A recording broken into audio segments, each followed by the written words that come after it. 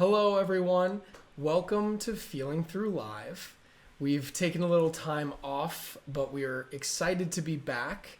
The reason we've taken some time off is because you might have heard we were nominated for an Oscar, and we were going through quite a lengthy campaign process, something that was an amazing process, a very time-consuming one, but one that we were really grateful for that journey. And we thought, now that part of the journey has come to a close, it would be a great opportunity to sit down with Robert and Robert, to talk about your experience over the last several months. Before we get started, I'd love to just set things up for anyone who maybe doesn't really know what's been going on the last several months here. But we have been screening Feeling Through for quite a while now. We were sharing it, as part of the Feeling Through experience, which was our fully accessible screening event that we were taking around the country. First, prior to the pandemic, we were doing it in person, and then later on, we were doing it virtually for people. And then we were also showing the film in film festivals and sharing it with audiences across the country and around the world through film festivals. But then we had an opportunity to submit for the Academy Awards. And this was the first time for me. I didn't really know what to expect, but we were very fortunate to make it all the way to the actual award show as an Academy Award nominee. And basically, for the last number of months, we've been doing a lot of interviews to promote the film, to give people more context about, what the film is and all of the interesting details around it. And we've also just learned so much about, we've had to learn so much more about how to communicate all of the different topics around the film to people. So that's all the context. Now I want to talk to you, Robert. And, let's just go back to right at the beginning of this Oscar campaign. I just want to know what was running through your head the first time I told you that we were going to submit to the Oscars in the first place.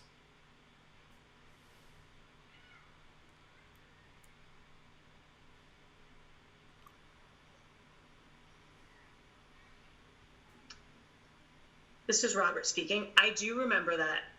And I thought, oh my goodness, wow, are we really going through that? And of course, through all of the screenings, and then when the mention of the Oscars came up, I was like, wow. And to believe that we actually made it to the top 5, that was unbelievable. I couldn't believe that our film made it that far, honestly. It was such a great time being together, doing all of that campaigning and hosting all those interviews, and then ultimately going to Los Angeles was amazing. I mean, honestly, that was the first time for me. I mean, being there with all of those movie stars was unbelievable. It was a once in a lifetime experience.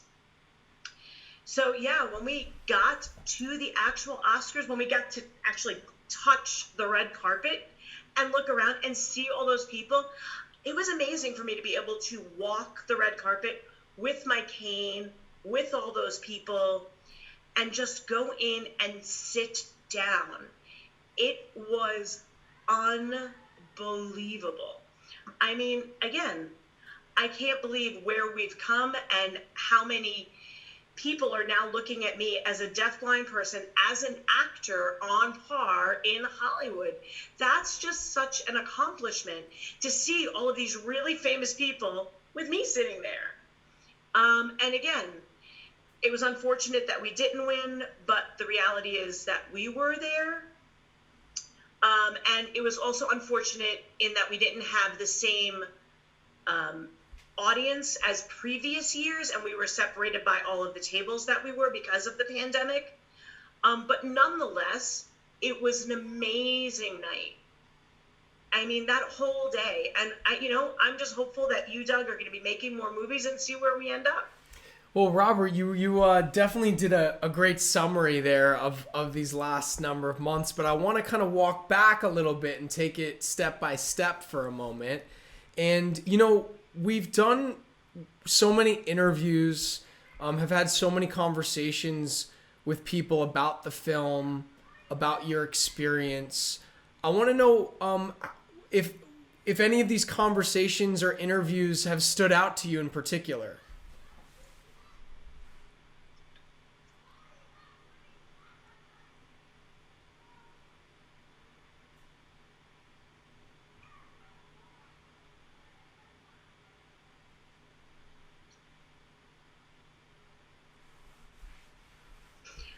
I think the coolest interview that we had, honestly, was the one with Whoopi Goldberg. She's my mom's favorite actress. So for me, that was the first time that I actually had met somebody famous. And for my mom, she was like, "What? You're interviewing with Whoopi Goldberg?" So interviewing with her favorite actress, I think, for me, is what stood out the most. Because up until that point, I had never met anyone famous and certainly had never been interviewed in that way. And I think so for me, that was the starting point of this. And I think that the interviews were really an important part for us, and I really enjoyed doing them. I had never experienced anything like that, so for myself as a deafblind person, being interviewed by people of that caliber, I think, again, was important. And I think those interviews really made an impact. So for me, I think that was the starting point. And I also think that my communication since that point and my ability to express myself has grown since that time. Robert, you're hitting the nail on the head as far as how much you've grown as a public speaker. I mean, you and I have been doing conversations now for pretty consistently for the last year and a half or more.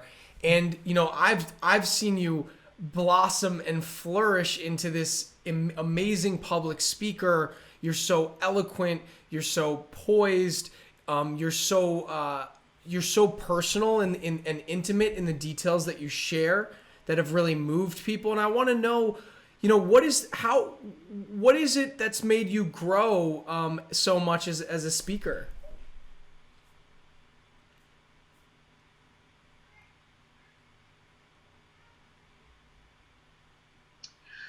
I think before COVID, honestly, I had no access to communication, honestly, through the whole pandemic. My family doesn't sign very much. I mean, we understand each other, but again, full on access to communication is not something that I really had. We share important facts, not everyday conversation. And I think, for me, the ability to do this, inviting me in this helped improve my communication as a whole. And every time we did it, it just got better and better and better. And again, for me, I wanted to make sure that what we showed the world is what deafblind people can do. And so that hearing people would partner with us, regardless of whether we're deaf or hearing or deafblind, that this kind of forum would help us all communicate better. So I think not only that my communication got better, but our ability to communicate as a whole got better. Yeah, that's so well said, Robert. We talk all the time, but I didn't really know the specific reasons behind why you flourish so much. That's really interesting to know more of the details about that.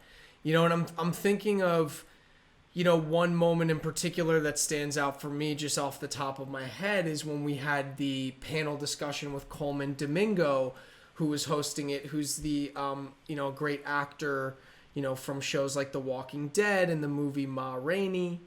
And I remember toward the end of that conversation, he asked you something to the effect of what your experience had been like, and you gave this 3-minute beautiful speech about what it, how important it is for you to have people understand that we're all one, that we're all connected, and to see to see your humanity and not just see you for your disability. And I mean, it was so poetic that you had Coleman, in tears at the end.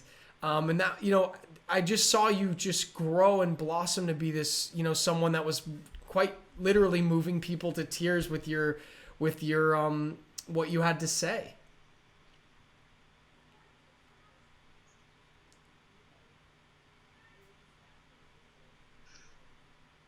I think it's important. Again, I've felt so connected. And I think, for someone like Coleman who's so famous, I think it's really important to open that dialogue. Because again, I think communicating is what's key, and not brushing people off, but bringing them into the fold. Because again, we are all children of the world. We all need to make that connection. We need to support each other. We need to talk to each other better. And, for me, people had told me all my life, you can't do this, whatever this was. But it was always, you can't. But in partnership with you, how we all work together, you saw me, made that connection, and look at where we are now. I can do it. And I want to represent that to everyone who thinks, people who are deaf or deafblind or blind, people say that we can't do things. We can. We all rely on each other. So I think it's important for executives to look at this and say, oh my goodness, I never thought about someone deaf and blind doing this. And to focus on the positive and not the negative. I think this world has way too much negative in it. And I think that we need to focus on the positive. And I want those people, especially those that are really famous, to look at me and go, look at our relationship, Doug. Look at this perfect sort of union and how we made this work. And now they can do it. Robert, we've been, I've known you now for almost 3 years, if we go back to the very beginning of this process. So I want you to take a moment to think back on Robert 3 years ago to Robert, who's now, been in a film that millions of people have seen, has talked at dozens and dozens of events, has been to the Oscars. When you look back 3 years ago to now, how does that make you feel, and what comes up for you?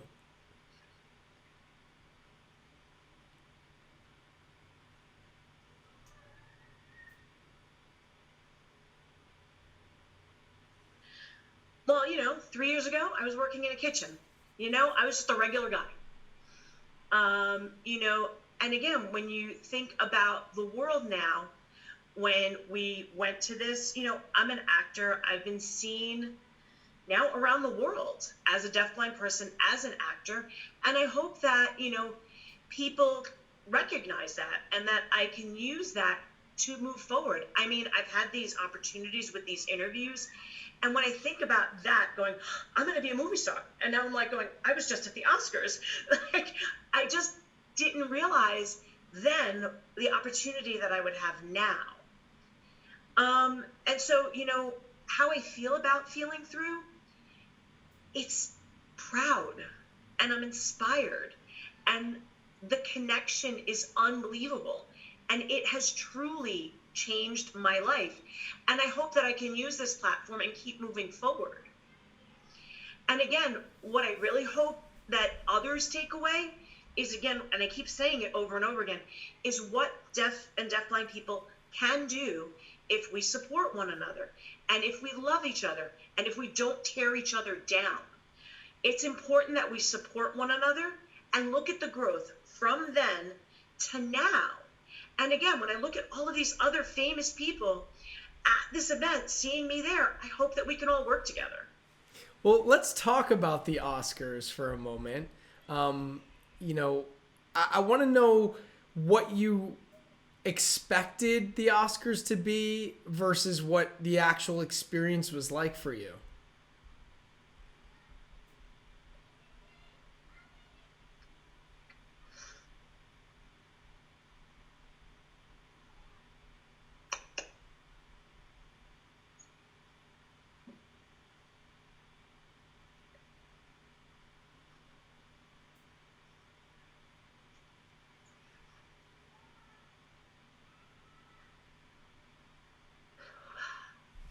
I think in my mind, I guess I had a hard time thinking about what it would look like, because you have to remember that my vision of the Oscars is what the Oscars was like pre-pandemic. The excitement was still there regardless. But I think what I thought of it would be was different, because we were all sort of kept separate. But the actual sitting in that chair, I was like, oh my God, is this really what this is about? You know, to make it to the top 5 films in our category was an immense sense of pride. So to sit in that chair, comparative to where I was to where I am, just was one of those once in a lifetime wow experiences. Looking around the room, seeing how it was set up, seeing all these incredibly famous, gifted people in that room just made me feel proud. It was an amazing experience. And I don't know that I'll ever feel that way again, but for me, it was like, yes, I made it. Robert, let's go. I want you to kind of walk people, for people who aren't necessarily familiar with the all of the different parts of the event or what the lead up to it looks like. Can you just walk us through, you know, from you getting ready for the event all the way through the night itself, and just kind of like talk about what stands out to you in your memory and what the best parts were from the very beginning to the very end?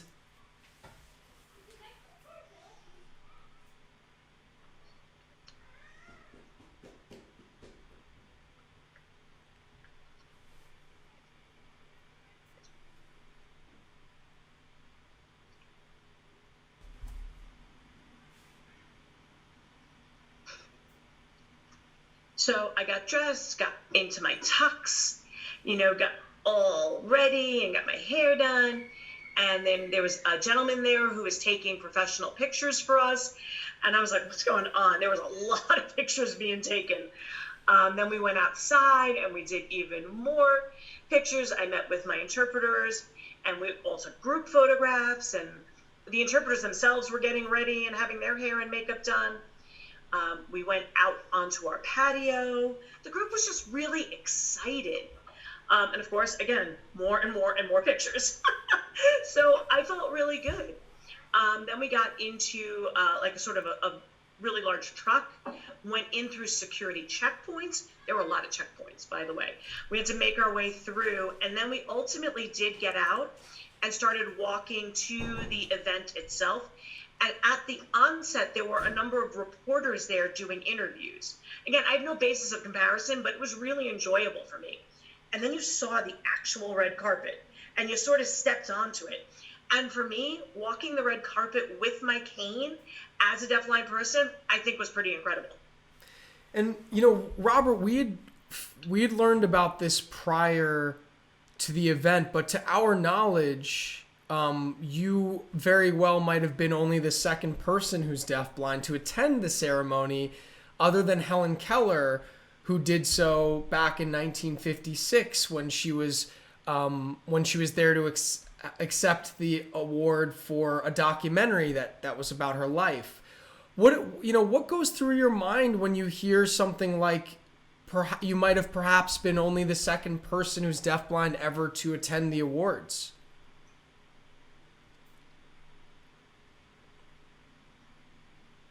Right. You mentioned that in 1956, Helen Keller herself was the first person who went, and she got that award based on her life. But you want to think about how many years have passed since that I'm only the second person to ever represent our community in quite a while was really amazing. And, you know, I think that I was representing not only myself, but Helen Keller Services, who was co-nominated with you. So I just really, again, I keep saying the same thing over and over again, but I hope that there are more and more people, and I hope that the third person isn't that much farther ahead of me. You know, leading up to the event, you know, there were 4 other films that were nominated in our category. You know, I'm just wondering, when we were sitting there in the room, you know, once the show started and they start doing, start going through the different categories, were you nervous? Were you excited? Both? How are you feeling at that time?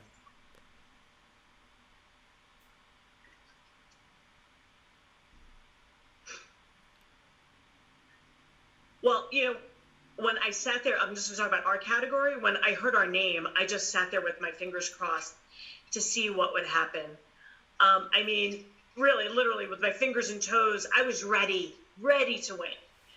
And then, when it went to one of our competitors, of course I clapped for them because I wanted to be supportive, but I was like, oh, I really wanted that to be us. Of course, I feel good for the winner because I think win or lose, we should all feel incredibly proud of what we did. Any one of those 5 nominees, all of us felt the same way. We all wanted to win. And only one was going to win. So I'm proud of what we did. I'm just proud of it. So we talked about, you coming down the red carpet with all the media there, us actually sitting inside the room for the ceremony itself. Afterwards, we went into a courtyard to eat and socialize. Were there any moments during that time that stand out for you?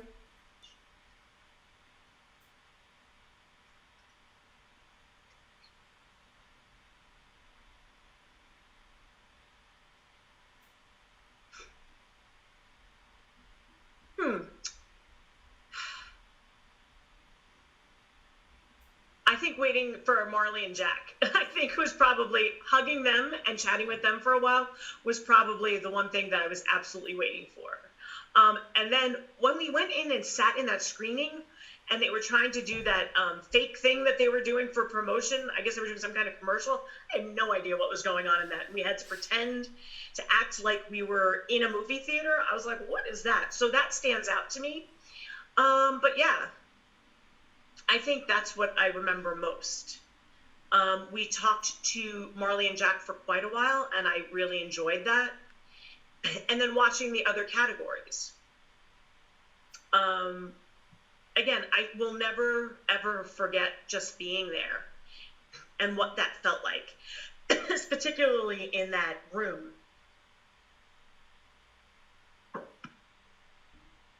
So I know that they wanted us to act scared in doing that commercial or whatever it was they were doing. So I think it was fun doing that, but that's what I remember. Yeah, you're referring to, there was a booth that was set up where we were in a movie theater pretending to watch a scary movie and react to it, which we all did together as a team, the whole Feeling Through team, which was quite fun. But yeah, you were talking about meeting Marley, Matlin, our executive producer, and as well as Jack Jason, our another executive producer. And though we've had many Zoom conversations alongside them, this was your first opportunity to meet them in person, right?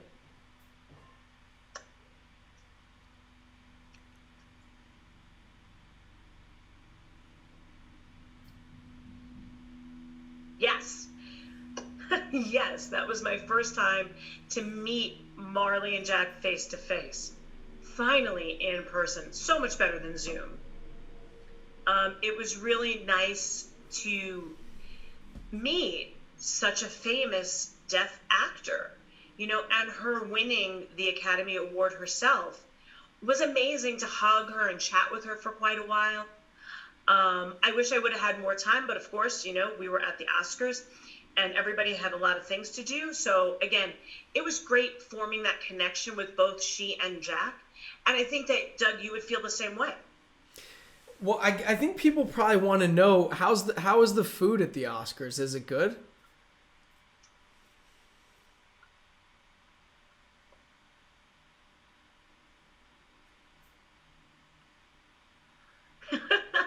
It was very good. I'd never actually eaten things like that. It was very fancy. It was set up in like quadrants, and it was really interesting to kind of look at. But yeah, it was delicious. Everything was great. Yeah, and they also had an appetizer set before we had got there, and that was, again, very fancy, something in the shape of an Oscar. And there were a ton of people milling around too, chatting with each other. And again, I just thought it's just never something that I've ever experienced like that. And again, I know that this was a smaller setting comparative to previous years because of COVID, but it was amazing. So the Oscars are behind us, and again, although we didn't win, as you were saying, Robert, it was really an honor to be a part of the ceremony. To be honored in that way and to celebrate along with our team together, as well as alongside a lot of other really talented people in the industry. But just because the Oscars are over doesn't mean that Feeling Through is over. We have still been doing, we still have a number of screenings to do coming up, a lot of conversations to be had, and a lot of future plans that we'll announce in more detail soon. But I just want to know, personally, what are you hoping for in the near future and for the rest of this year?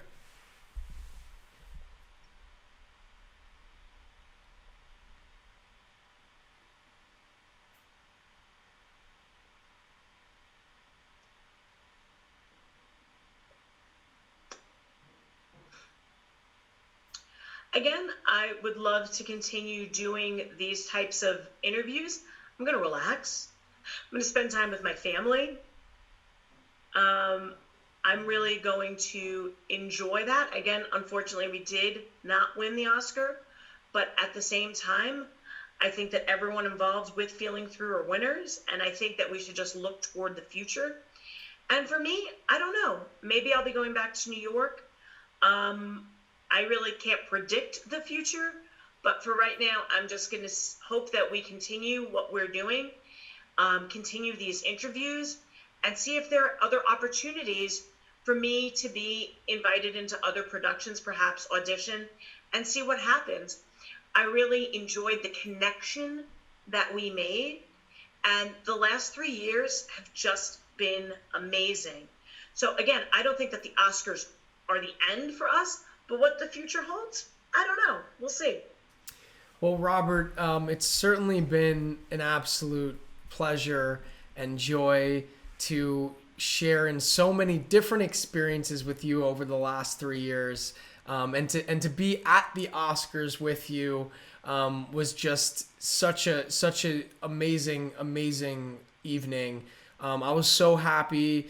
Again, this was a year where, unfortunately, not as much as our team was able to come because of COVID, but to be there alongside you, my co-nominee, Sue Rosensky, who's the CEO of Helen Keller Services, and a couple of other, Marley, Matlin, and several other of our core team, was really just such a treat. And, I think just us being there and getting to share in that evening together is really the big win and achievement, regardless of taking home a statue or not, because that in and of itself, to be standing on that carpet with you and our team, was really just such an absolute honor. So I'm so glad we got to do that. You looked very sharp, Robert. The tux looked great. You were looking like a movie star, and I'm hoping for many more opportunities like that for you in the future. I hope some of them at least will be with me, but I hope for many more than that for you, and very excited for what the future holds.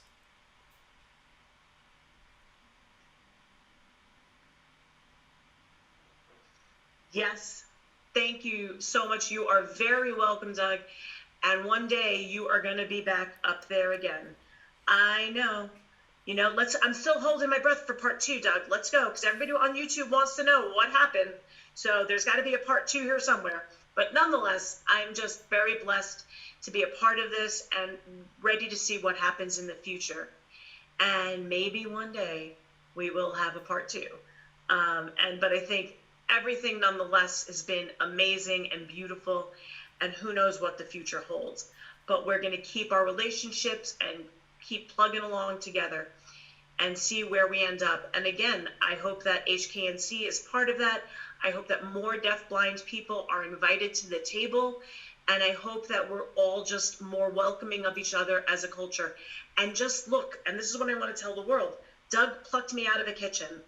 There are people out there like me that want to do this. So invite us into the setting.